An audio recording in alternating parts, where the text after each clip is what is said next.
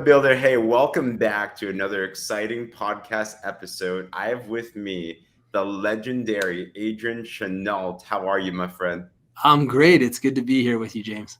Oh, man, we're going to change some lives. And this is one of those episodes that if you've ever struggled with being spammy or annoying with following up, you're going to want to listen to this. You're going to want to share this. If you're not yet subscribed to the podcast, please do that because the fortune is in the follow up. But there's also ways to do it in a professional manner.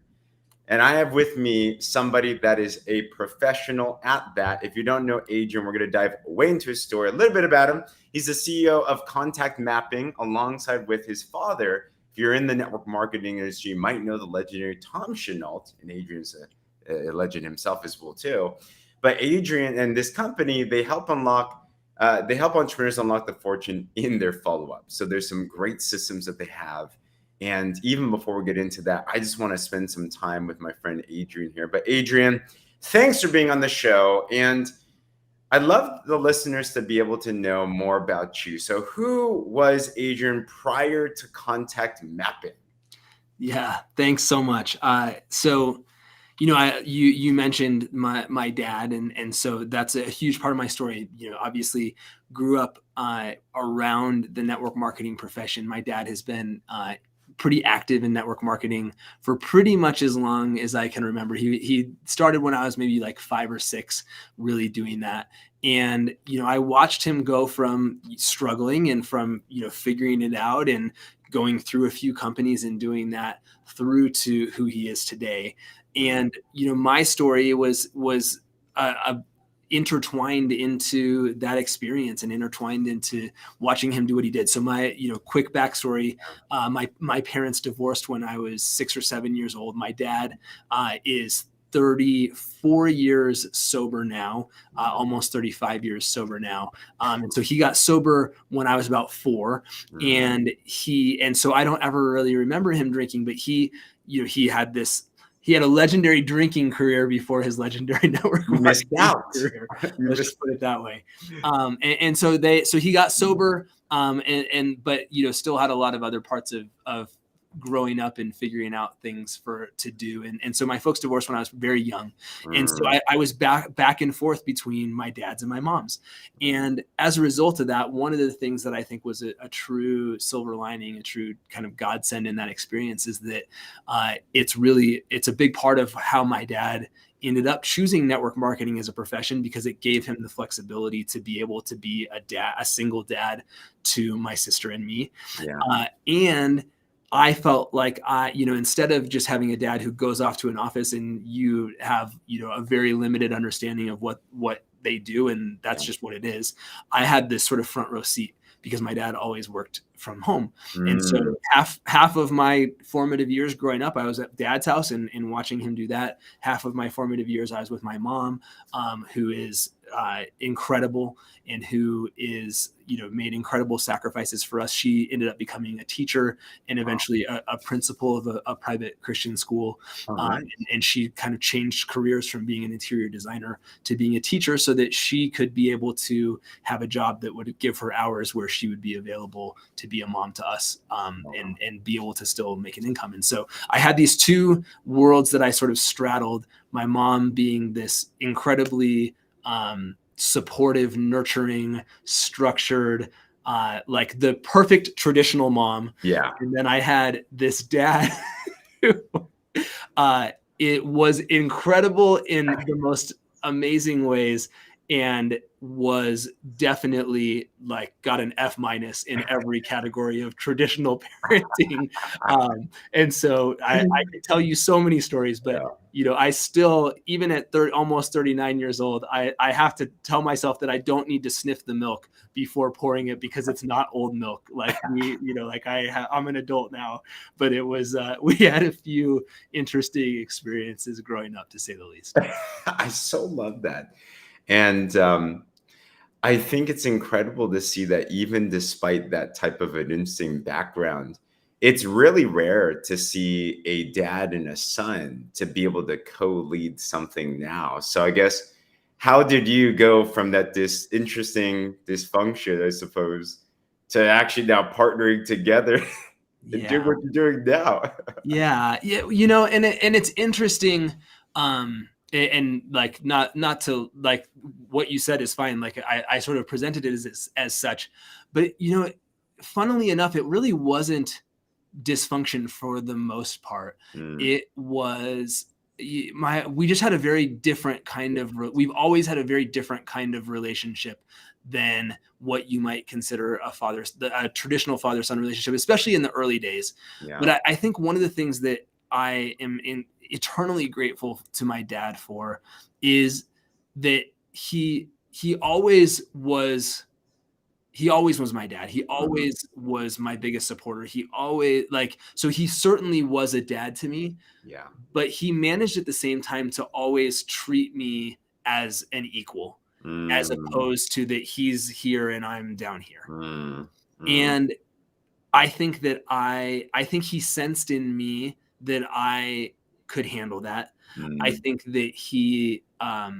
that I thrived on that. And I think that was, my mom took really good care of us. mm, And so I was nurtured in that relationship. mhm, My dad gave me the space to make mistakes, mm. and gave me my mom always wanted to keep me from making mistakes because she loved me and she didn't want me to hurt.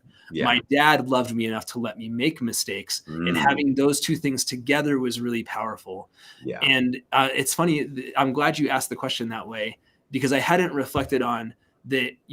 People always go, what's it like working with your dad? It must be, Mm, I'm sure it must be really hard at times. And of course, mm, it's not all roses. No mm. relationship, no work, whoever your co-founder is in anything, it's Yeah. never all roses. Yep. But it's been so much easier than I even thought it would be, Mm, and so much more natural than I thought it would be. And I think it tracks back to that mm, idea that my dad really gave me space to make decisions and mm. trusted me to make my own decisions, and was always there to pick me up and dust me off, but allowed for that from like the earliest years. And I Yeah. think that translated into that he's been an amazing co-founder, because Mhm. this has been my show, Yeah. him being that kind of the second in command.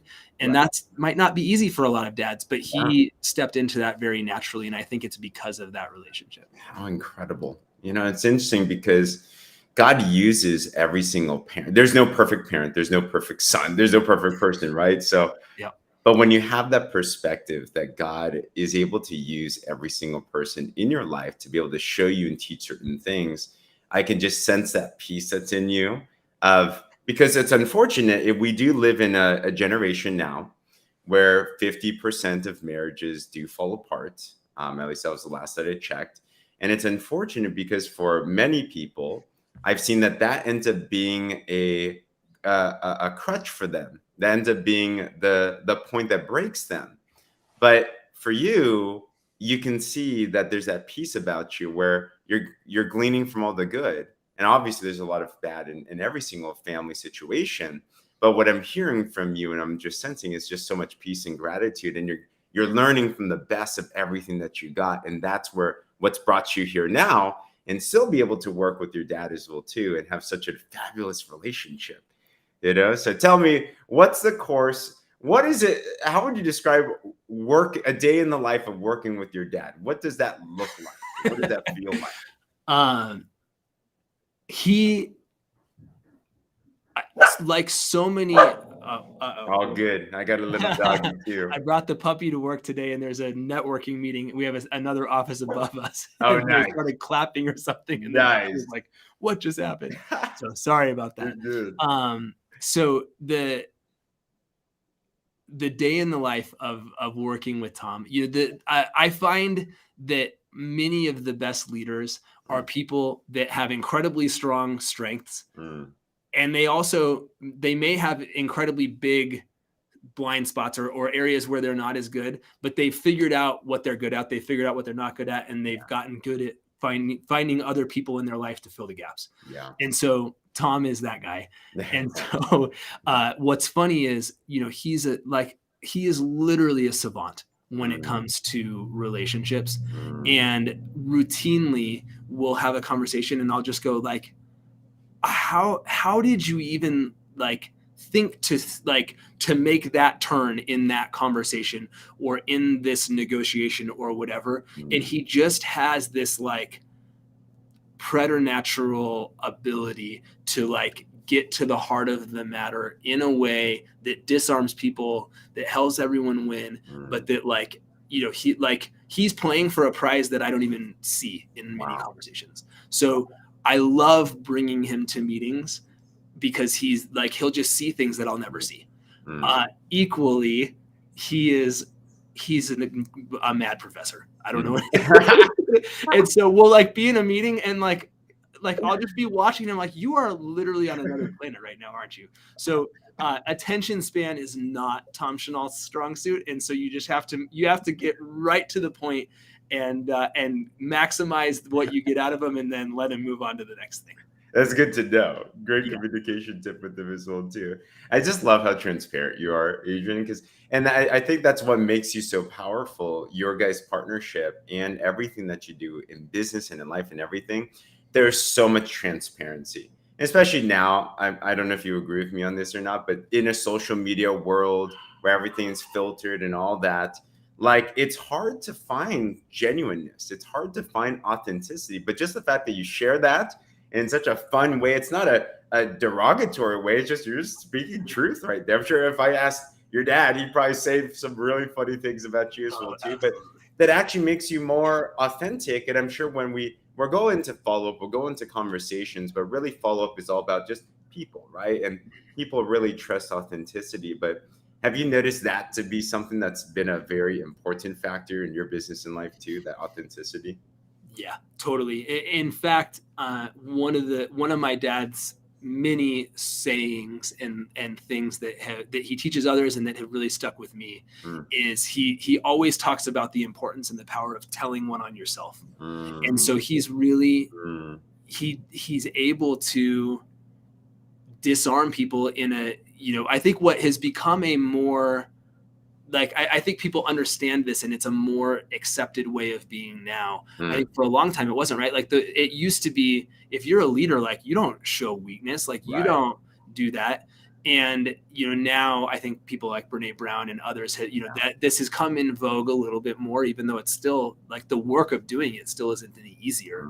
But my dad has always been so good about telling him one on himself, right? Of not being afraid to not look good in that conversation or in that situation. And that's something that that's actually does not come naturally to me at all. I am a kid who grew up, you know, wanting to be the straight A student, wanting to be recognized as being a certain thing.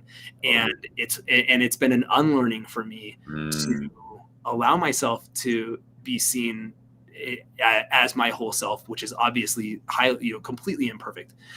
And that and I think the counterintuitive part or the kind of the great inversion part of that is that you think you're going to lose love when you do that. And in fact, you inevitably, every time I take that risk, I receive more love than before, and definitely more love than I expected. And so I'm learning to trust that more and more. That's a huge thing. Where, you know, me and your dad are in the same circles in network marketing. We were given this challenge by Fraser Brooks, who's one of the legendary network marketing trainers. He did a challenge to make a vulnerable social media post and basically talk about a story, right? And the scariest thing in the world, I did that. It got the most buzz, the most connection. And I just felt this veil of whatever type of walls that we put up just break down. And I felt like I could connect with people and truly get to know them, for them to get to know me too. So just exactly to what you said, it's so important to let go and let loose more about yourself as well too, you know? So I want to talk more about you today. Your dad is amazing. And if you guys aren't following Tom and everything that he's all about, definitely follow him as well. But Adrian, you are doing some spectacular things, not just within contact mapping, but just as a man, as a husband, as a father, like as so many different things. And I'd love to hear more about your journey. And you are also a man of extreme faith, which is something I highly respect. And And in this platform, our goal is to connect faith in business, faith in life. Like, how does this all weave together? Yeah. But do you mind sharing with the audience as well too? How did you find faith? Like, what was that journey like for you? Yeah. So, it kind of goes back to a little bit this sort of straddling two worlds idea, right? So like my mom is an incredibly devoted Christian, churchgoer. That was a huge part of my life at mom's house.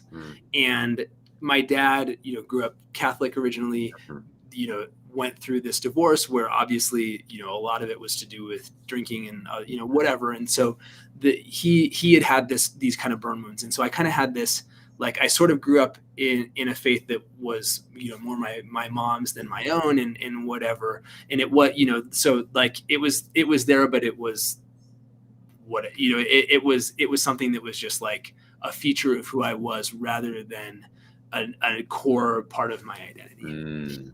And both of my parents are now happily remarried. And both of them were each other's first marriage. My mom had a second marriage before meeting her husband now, who's her third husband. And she really, I think, felt like she needed to provide for us. And I think she needed to be married in order to be able to take care of us. And I think that kind of clouded her judgment. And so when I was in sixth grade, she remarried.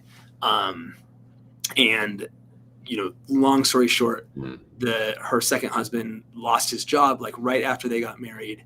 That put a lot of pressure on a lot of things and a whole bunch of really tough stuff. Kind of their marriage was not in a good place from the very beginning. And when I was in ninth grade, my mom was getting a master's degree, getting ready to become a principal of the school that she ultimately was principal of. My stepdad was, kind of cobbling together jobs, and it was tough. And I was, an angsty teenager, and my sister was, I guess in fifth grade at the time. And I don't need to go into all the details, but one night at the dinner table, there was a big argument that ultimately became physical between me and this man. And thankfully it wasn't, it could have been much, much worse. It was kind of instantaneous and it was over, but it totally turned my whole world upside down. And I was really hurting. As a ninth grade boy, I was not, I was not in a hurry to share the story of what had happened, but suddenly, we're living at grandma's house and, this guy is persona non grata and all this sort of stuff. And I was really hurting. And in my high school Young Life, which is an international high school ministry that partners with high schools sort of as opposed to churches, was big in my high school. And one of the most dear people to me in my life to this day, named Chad Conant, was the head leader. And I actually had known him through family connections and at a church that we were at before. So I kind of knew who he was, but we didn't really know each other. And unbeknownst to me, my mom had called Chad and said, hey, I don't know what she told him, but Adrian's going through some stuff. I'd really love if you would just kind of keep an eye out for him and check in on him a little bit. And so this guy, I've told this many times. I've never told any of this on a podcast before. So I get emotional and so roll with me here. Yeah, totally. But this guy, Chad, started pursuing me and I was a very typical, whatever school kid. And certainly wasn't interested in being in church and whatever, but all the good looking girls went to Young Life. Young Life was the time that you got to go do stuff that involved girls on a school night. And so I was in. And this was back in the Stone Ages when they used to have the you're probably too young for this. When they used to have the 27-inch, ginormous TV on the cart. I had that. I made that cut. Yeah. So they roll. So I don't even know. Who knows how Young Life owned one of these? but it's Young Life Club. They roll in this huge TV with a VHS player. They pop in this tape, and it's about Young Life Camp. And so now there's this camp. It's in California. They have like a blob, and they have dune buggies, and they have girls, and those girls are wearing swimsuits. And I want to go to there. Sold. And so it was like it was $500, which was a lot of money back then, and was especially a lot of money for my mom, who would be the one to pay for this. And so I remember going home that night and going, Mom, like, you just got to hear me out. Like, so I like set up this whole thing, assuming she's going to say no. And she, of course, said yes to me going to this Young Life camp that summer, which I was like, you know, it almost felt too easy. Like, you know, I feel like this was a trap. Like, you said yes too fast, but she said yes. And I went to camp that summer. It was called Woodleaf, was the name of the camp that I went to, in interior, kind of from San Diego, Southern Cal. And at Young Life Camp, what they present the gospel over a week-long period, and, you know, allow kids to, you know, in many cases meet Jesus for the first time, but certainly to meet him in a more authentic way than they probably have in the past. And so he talks about the different, so he shares different stories about Jesus and you know, interweaves stories. And the first night that we were there, the speaker wove in the story of Jesus being asleep in the bottom of the boat and the waves crashing over, and the disciples, you know, freaking out and thinking they're going to die, and going down and waking Jesus up, and him calming the storm. And so after every night, they send you back to your cabins where you're sleeping, and you have a little small group there, and they have a series of questions. And one of the questions was, what is the biggest storm in your life right now? And I hadn't told, even, like, I don't even think I had told my best friend what had happened. Like, I just was like, I'm not talking about this. Right.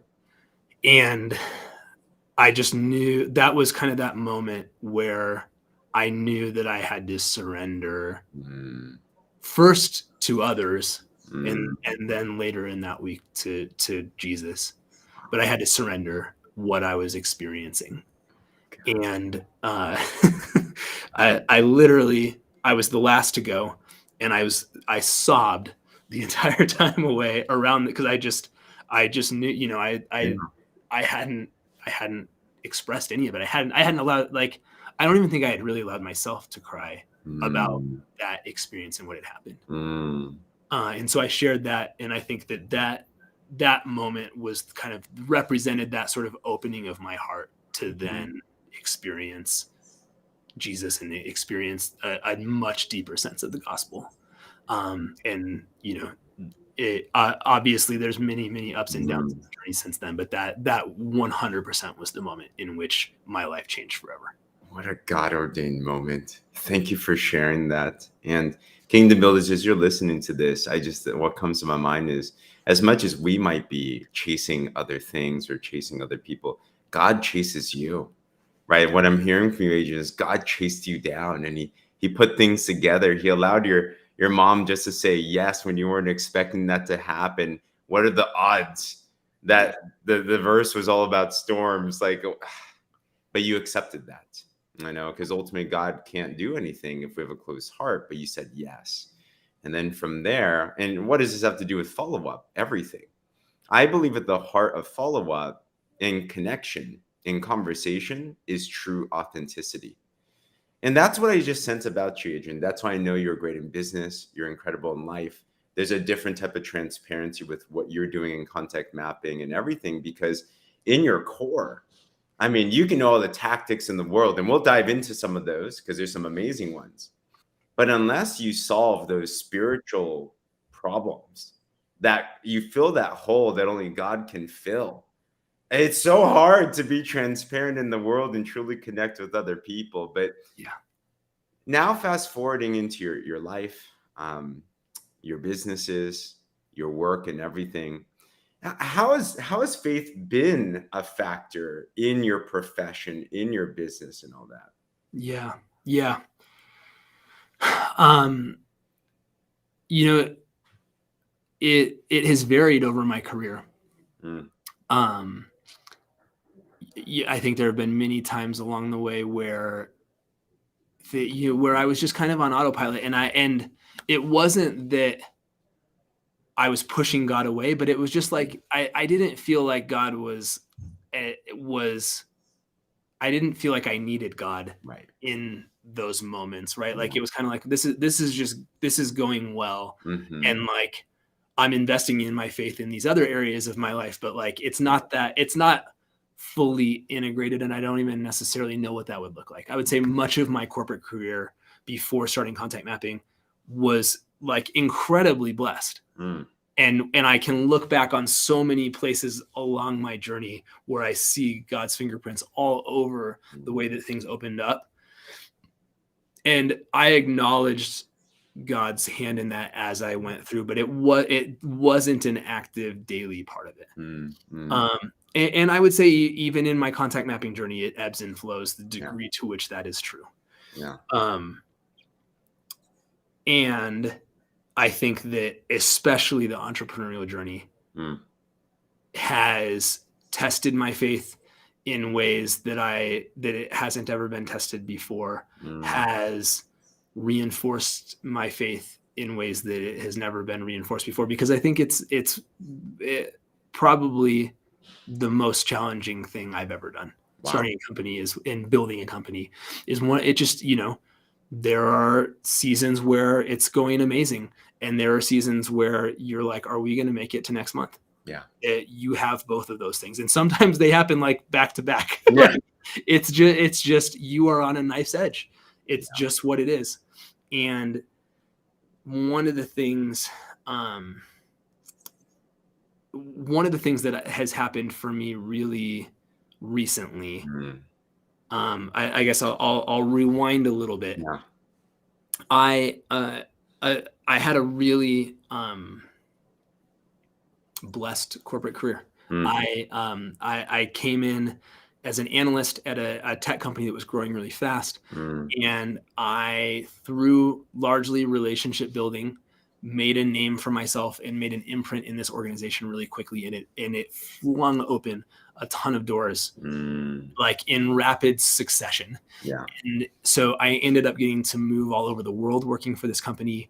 I had a huge job at 32 years old. I was basically running all finance operations for a global company for everything outside the United States. So like almost half of their business. Wow. And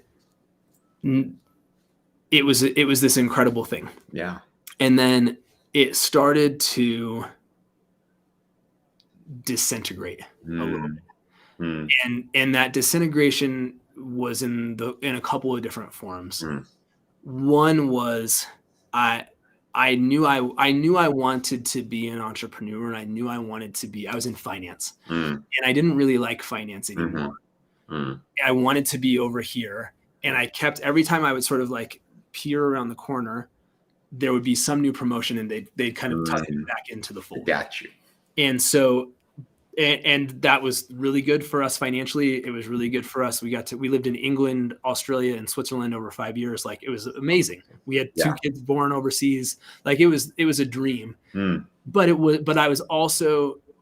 becoming more and more clear that I was becoming disconnected from who I really was and what I really wanted. And the politics became much bigger the higher up I got, and there was a lot of things going on. Yeah. And then on top of that, ultimately the company that I was working for, which was a publicly traded company, got taken over by a private equity firm, and we had to do a huge layoff and all this stuff. And so there was a ton of like angst and pressure sort of in the build up to that happening. Yeah. And then once it happened, we had to do this big layoff. And so it was in the midst of all of that the idea of contact mapping came. And it came in an incredibly powerful way. My dad had just turned 65.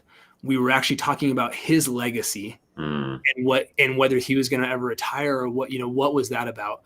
And he coined contact mapping as a phrase 20 years ago to describe who he is and how he has done what he's done. And so Right. he was in this moment of reflection going, I think contact mapping is who I am. That's how I want to be remembered for. So we were talking about it for him. Yeah.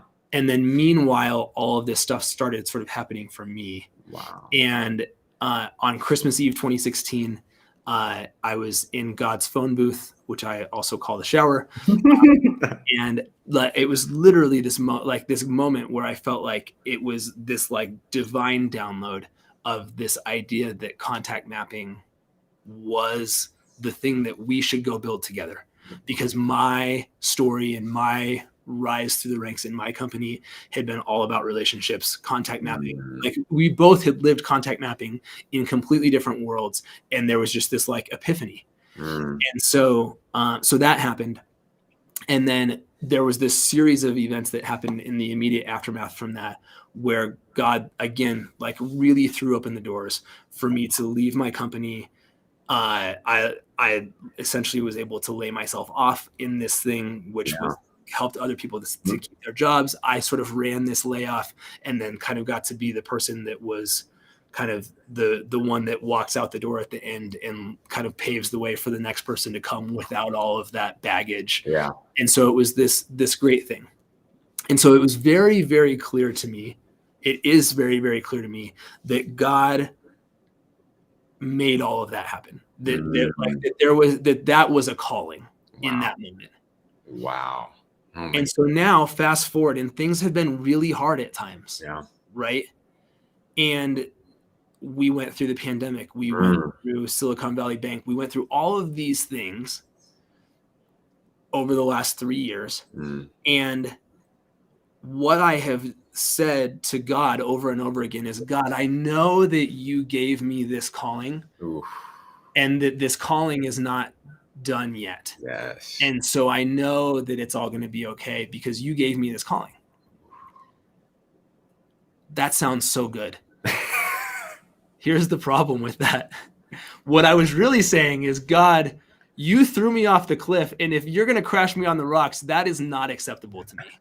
That was really what that was. And I only had this epiphany like 2 months ago, and it rocked me because what I realized is that for 3 years I've been telling God, you're not allowed, like it is not, I'm not going with what you are doing. I'm telling you that you already told me what you're doing. So you've got to get you hurry up and get your act together. Cause like my yacht awaits. Yeah. And you know, that's been a powerful realization. And it doesn't mean that that's not, that isn't true, that God doesn't have, like, that God doesn't have exactly the outcome I'm dreaming of, and probably so much more for this company. Yeah. What it does mean is that me attempting to pigeonhole or manipulate God into giving me what I want is, number one, sure as heck not going to work. And number two, I think that's not what, like, I needed and need this lesson, because my desire is to control. Right. My desire is to achieve. My desire is to look good. I have all these things. And so I got attached to that it has to be this way. And it may be that God still wants it to be something like that way for me. Yeah. But God cares about my heart. And my heart is where it was around that, and that I'm now working through. Wow. Then I probably wasn't ready to receive that, even if that's what He had for me. And so that is a big part of what I'm learning right now in my faith journey is to not hold so tightly to what I think is supposed to happen, because God's plan is so much bigger and could have some big downs before the inevitable up, whatever that might be. But that God is good, and that I can trust Him on that journey. Oh my gosh. That was so beautifully said. kingdom builder, you got to rewind this and play this whole part multiple times, because what you just walked us through, Adrian, was so delicate. And there's all these little nuances that are so important to have, right? How do you stand firmly on a God called dream? It's important that we do stand on his word. It's important that we do stand boldly on promises that are given. But on the flip side, which almost seems contradictory, it's thy will be done on earth as it is in heaven, your way, not mine, which is also weird as well. So how do you have faith, but also surrender, right? How do you have conviction, but also contentment? Like, it's this interesting dance that through your journey, and I so appreciate you bearing your heart. We should just rename today's Adrian Bears His Soul, because this is so healing for people, for any entrepreneur, for any person of faith, because you're just speaking with it raw. And it's interesting that it was so hard for you before to be transparent, because this is rock solid stuff. So appreciate that, Adrian. Okay. Well, I'm just going to prophesy that, because I can sense that there is a passive test, right? And the moment that we pass the test, God is able to then gift us with more, because he sees the heart, right? Yeah. And if that desire was planted in your life and now he's readied you for the promise, I just think about the story of Joseph.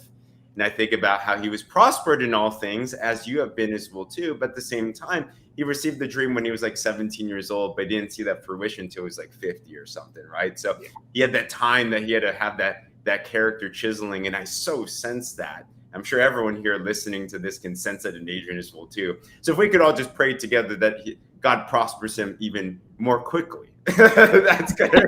I think that's okay to pray. I'll take it. Thank you. Absolutely. But Adrian, thank you for sharing that, because it is so important that we talk about these tactical things that are so key, but uncoupled from everything that you just talked about. It's so hard to truly be authentic at the follow-up profession. But let's dive into contact mapping a bit. And what are some of the things when it comes to follow-up that you, your father, your whole company, you've seen are so important that most people don't do these days for following up in the businesses? Yeah. Thank you. I think you talked about that God sees the heart. And I think that our job in business is to see the heart. And it's so, I think the thing that I understand the whys, and I understand maybe that there's a place for, I don't even know that I feel that way. Like, in my heart of hearts, I don't even know that I feel that way.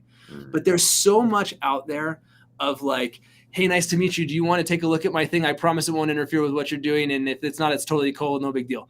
And you're just like, whoa, no, I don't. Thank you. Please don't talk to me anymore. Like, I just don't, that just violates who I am to operate that way. And I think that that's true for a lot of people. And I understand that it's kind of the least common denominator way of doing, but I don't think that I don't think that entrepreneurship is the least common denominator journey. I just don't. I think that in order to truly be successful, that you've got to be you. And doing that is not you. I don't know anyone, no one outside of being told to do that by some upline or network marketing trainer or whatever. No one does that in real life.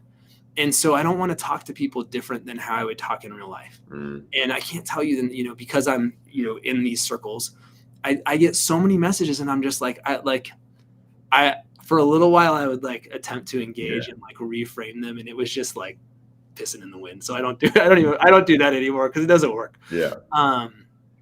But you don't need to be that way. And I think that instead you want to be transparent in what you're up to, right? So it's never about, I'm pretending to be your friend long enough and now I can pop the question, because that just energetically doesn't work either. So that's not what we're talking about here. But you can energetically shift into a place of, I genuinely desire to know you, right? I'm working on a pretty big opportunity right now, and the person who I'm working with, and I have a lot riding on this, And the person who I'm working with, his father is in his final days. And we don't know each other super well, but we know each other well enough that I know that about him, and I've started to see his heart through that. And the worst thing that I could do is to just say, okay, well, he's dealing with that, and I'm just gonna operate on this side of the ledger, and like that side of the ledger is your thing. Yeah. And like that's an extreme example in the sense that like we probably all just as human beings know like you need to be empathetic to someone when they're going through that difficult of an experience. But I think that's true. Like we're whole human beings. And so part one is to start like how do you get curious enough to experience and learn about the whole human being? And then part two is that follow-up becomes so much more natural and actually more fun and more life-affirming to you and to the person on the receiving end. Because now instead of me just saying, hey, I know you said 2 months ago that you never want to talk to me again, but do you want to talk to me now about my business? Because we don't know anything else about each other besides the fact that I spammed you and then you said, don't ever call me again, but here I am. Instead, I can go, James, how's your wife doing? Have you read any good books recently on spirituality that you think I should check out? How's your church community? I can get to know you in a way that allows me to open up the conversation in a loving way that sees you as a person first, and then as a potential business partner or customer or whatever it is. And so that's what we teach and preach and show entrepreneurs how to do. And we call it a rotation of remember. And so the underlying premise is that in less than 10%, probably less than 5% of scenarios, will it happen that in the first conversation that you have with someone that they're ready to be asked to buy your thing or your thing. It happens every once in a while, but it won't happen most of the time. Yeah. So if you want to 20x, let's say it's 5%. So if you want to 20x your addressable market of opportunity, instead of just only harvesting the 5% where you happen to find them on the day they are ready to buy and forgetting about the other 95% forever, what if instead you found a way to be able to stay in touch with all of those people in a way that's loving, that's affirming, and that doesn't take all of your time and have this be this crazy thing that is like a weight around your neck weighing you down all the time. Yeah. But instead is just this, this thing where on a daily basis, I get a little pop-up and I go and I've got James's Facebook there and I can pop that up and check out if he posted anything recently that I might want to say and just say, hey, James, I was thinking about you. Hope you're doing well. Love you, man. I love that thing I saw the other day. I sent a note. Actually, this would be a neat guy for you to talk to. His name's Gil Jones. And he was like the golden boy. He was the pastor of a church called Flatirons Community Church here in northern Colorado. Gigantic, super successful church. And he just became a celebrity in the circles that he ran in. And he had a lot of hurt and a lot of stuff that wasn't dealt with. And he got into this position where he was on this pedestal and he didn't have people to talk to. He didn't know what to do. And he royally blew up his life and got run out of the church and got divorced and and the Gil today is, I believe, 10 times more impactful and God-centered a person than the Gil before the fall. Wow. And so anyway, I was like, why am I telling you this? So today, he posted this beautiful, incredible post today about, have you ever heard the story about the guy who they were working on electrical wires and the guy slipped and he fell onto a live supercharged electrical like high wire. And so he was like immediate cardiac arrest, and his other person swung over there and gave him mouth to mouth and saved this guy's life in the air. Like there's this photo. Oh wow. Of these two guys, him giving him mouth to mouth and saving this guy's life like 50 feet in the air. It's incredible. Wow. And so he shared this picture and he talked about who in your, we all have people in our life who have experienced this, some shock that has totally blown up their life. Mm. And who in your life are you pretending not to see the hurt that they're going through instead of engaging them? Mm. And I saw that post. This wasn't this one wasn't prompted by that, but I sent him a video and I said, dude, like, thank you so much for sharing things like this, because the world needs to think like that. And so your follow-up, that was a follow-up. Yeah. That follow-up was, I see you and I affirm who you are in the world. And that's what I have reframed what follow-up means. And that's what we help others to do.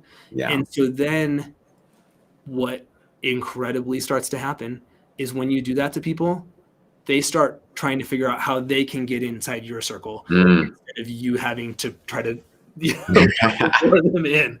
And so that it just becomes so much more fun and so much more aligned to who you are. And I think it, like talking attraction marketing principles or whatever, right? Like the kind of person who's going to respond to that is you're going to bring the right people into your circle, because the people who appreciate you operating from your heart and from your core being is so much, you're going to get the right people, and they're going to want to be in your tribe or in your circle or whatever, because they have experienced you from a place of authenticity instead of from a place of some script or some other thing that's not really you.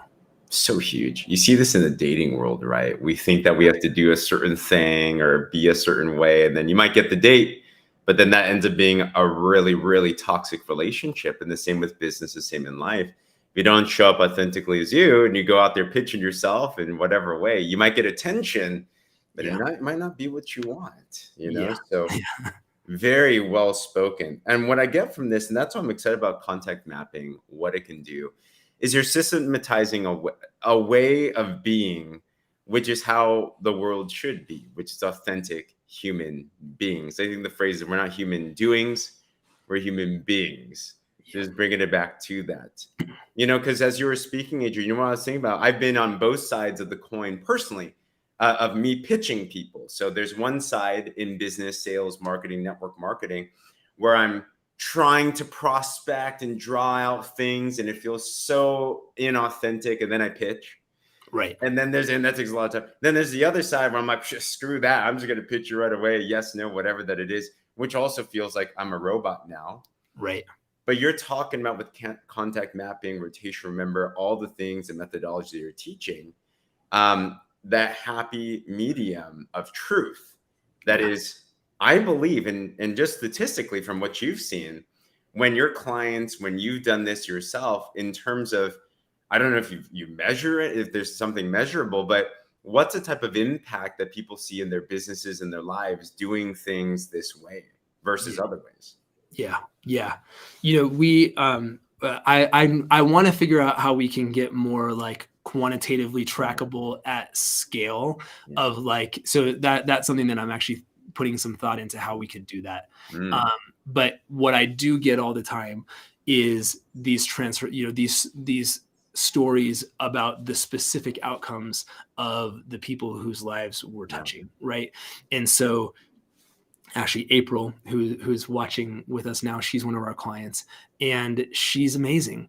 And, she has built contact mapping into her network marketing company and the process that she runs.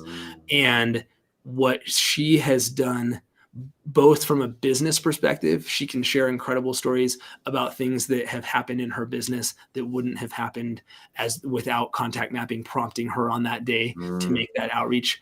But I think certainly for her, because I know her heart, even more importantly, that she has touched lives in ways that she never could have, that it was like, it feels ordained that person showed up on my list on this day. So we hear both of those kinds of stories all the time. We got one of our amazing clients named Paul, who has, just month after month after month after month for 18 months has continued to make new highs over and over again in his business because of this process of following up, this process of not just because what happens otherwise is you just get on this hamster wheel, right? Like I have to do 30 outreaches a day and none of those people ever hear from me again. And so like essentially what's happening is that I'm starting from like it's as though there's no building, like there's no stair step, right? Like I'm just like running as fast as I can. And then like, I hope that something happened and worked and whatever. And then the next day I've got to like, just do it all over again. And if I don't do it today, like there's no kind of like compounding. And so what we see in our clients' experience is that if they get consistent in doing what we're doing, that they start to create that compounding growth because those connections and those touches, it's now I'm on the 7th or 8th touch on this person. And statistically, that's what, in traditional sales and in network marketing, that's what it takes. And so you get to that point and now it's like, oh, wow, like the harvest is ready. And when watching that moment happen for our clients is just the most gratifying, beautiful thing. Oh my gosh. Yes. And April said, contact mapping is a tool God is using. God designed us to be relational, not transactional. Right. So what I'm hearing here is just it's unfortunate. I think we have to unlearn how to be, because culture teaches us to be a certain way, and going back to who we're meant to be. And when you start to do that, you release so much joy. The impact that you have in your business, your life is so much better. And the relationships are so rich, and you enjoy following up because it works and it's fun. Yes. Adrian, we've covered so many incredible things. Thank you for bearing your heart today. I know it's going to transform and heal. I see so many comments already of people saying this just hit them emotion like crazy. But where's the best places? And I'll have it in the show notes to get in touch with you if they want to know more about you or contact mapping. Yeah. So, go check out contactmapping.com. There's a lot of great information there about our system. It's an app on your phone. We have iOS and Android as well as on your computer. And we have a big community component to what we do. So definitely invite you to check that out. As you do that, please connect with me personally. So you can find me on Facebook, on Instagram, I'm everywhere. So I'm easy to find. Chenault's not a super common name. So come find me and like, let's have a conversation. I love James. I love you and I love your audience. And I love I love this conversation. I love the conversations that you're creating. And I'd really love to connect with your audience. So please don't hesitate to reach out to me directly on whatever social platform. And I'd love to connect with some of your friends. Thank you for that invitation. And before I ask you a last question, this is what I like to ask our kingdom builders and everyone here, right? You mentioned that example of someone feeling like it was an ordained person on their list. Right. You see, when we act from a place of being inspired, which is in spirit, which for us is God, the Holy Spirit, he's going to drop little nuggets for you. So I just want to ask all of us today, as you're listening to this, what's something the Holy Spirit's saying to you? What's an action? Maybe it's someone you need to forgive. Maybe it's someone you need to talk to. Maybe it's someone you need to follow up with. Maybe it's connecting with contact mapping. What's an inspired thought for your action that you need to take? And my challenge to you is to take action on that. Because transformation happens, right? The dividing and the duplication of the loaves and the fish happened in the hands of the disciples. So whatever those ideas are, we have to take action on that. So I encourage you to do that. But Adrian, if you had a last message for the kingdom builder here, the faith-based entrepreneur, what's something you'd love to be able to share with them? One of my mentors and dear friends is a guy named Bob Bodine. Have you ever heard of Bob before, James? No. He's amazing. He wrote a book called Two Chairs, and another book called The Power of Who. And he's an executive recruiter in this sports executive space. So he placed Deion Sanders at University of Colorado, like top guy, and faith is everything to him. And he said something to me recently that if it's not good right now, that it's not over because God has good things for you in store. And I think there's two lessons in that.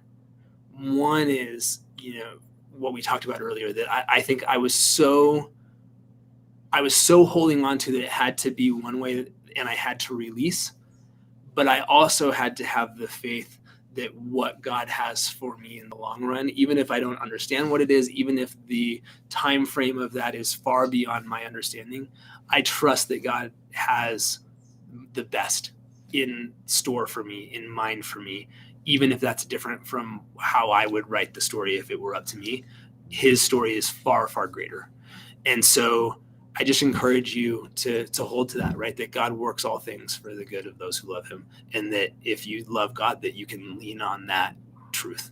And so that's especially for the entrepreneur. Hold fast to that, but don't hold fast that it's your way. Hold fast to God's way of what that looks like. So well said. Thanks so much, Adrian. Well, Kingdom Builder, this was a blessed conversation. If you're not yet subscribed, subscribe, share this, replay that portion. Seriously, replay this whole thing multiple times. Man, so much wisdom here. But let me end this and connect with Adrian everywhere that he's at, for sure. It's going to bless you tremendously. But do you mind if I close out with prayer for us today? Please. Awesome. Well, dear Father, we're just so thankful for Adrian. We're thankful for his anointing. We're thankful that you've caused everything to work together for the good of those who are called according to the purpose.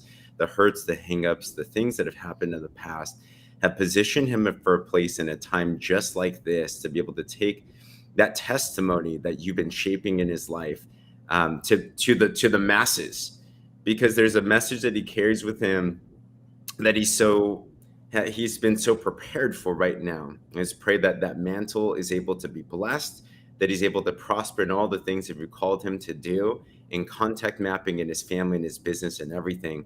And I pray for that those receiving this conversation today are kingdom builders, wherever they're at in their journey with you, Lord, that you meet them today in a powerful, powerful way, that you convict them in the most powerful ways, that you stir something in their spirit, that you activate something in their innermost beings in a way that only you can do, that you fill them with new visions, with new dreams, that you anoint them for a new call, that you're able to release any chains that are on them, and you're able to propel them into the next directions with everything that we picked up today.